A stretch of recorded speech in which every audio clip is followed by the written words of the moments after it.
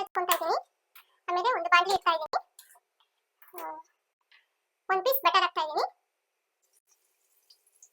ಸ್ವಲ್ಪ ಬಿಸಿ ಆಗಬೇಕು.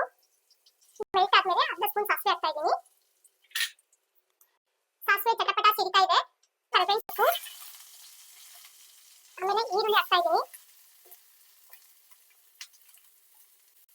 ಹಸಿಮೆಣಸಿನಕಾಯಿ ಹಾಕ್ತಾ ಇದ್ದೀನಿ. ಆಮೇಲೆ ಕ್ಯಾಪ್ಸಿಕಮ್ ಸ್ವಲ್ಪ ಬ್ರೌನ್ ಬರೋವರೆಗೂ ಕೈ ಆಡಿಸ್ತಾ ಇರಿ. ಈಗ ಟೊಮೆಟೊ ಹಾಕ್ತಾ ಇದ್ದೀನಿ.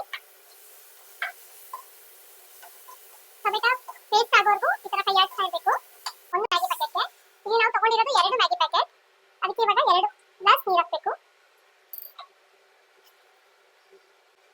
ಒಂದು ಪಾತ್ರೆ ಮುಚ್ತಾ ಇದ್ದೀನಿ.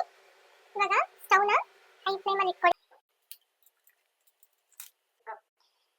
ಓಪನ್ ಮಾಡ್ತಾ ಇದ್ದೀನಿ. ನೀರು ಚೆನ್ನಾಗಿ ಕುದಿ ಬಂದಿದೆ. ಇವಾಗ ಇದಕ್ಕೆ ಮ್ಯಾಗಿ ಪೌಡರ್ ಹಾಕ್ತಾ ಇದ್ದೀನಿ. ಮಿಕ್ಸ್ ಮಾಡ್ಕೊತಾ ಇದ್ದೀನಿ ಈ ತರ.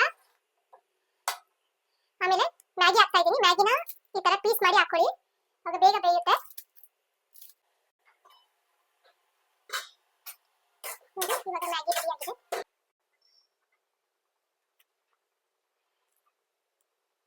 ಬಿಸಿ ಬಿಸಿಯಾದ ಬಟರ್ ಮ್ಯಾಗಿ ರೆಡಿ.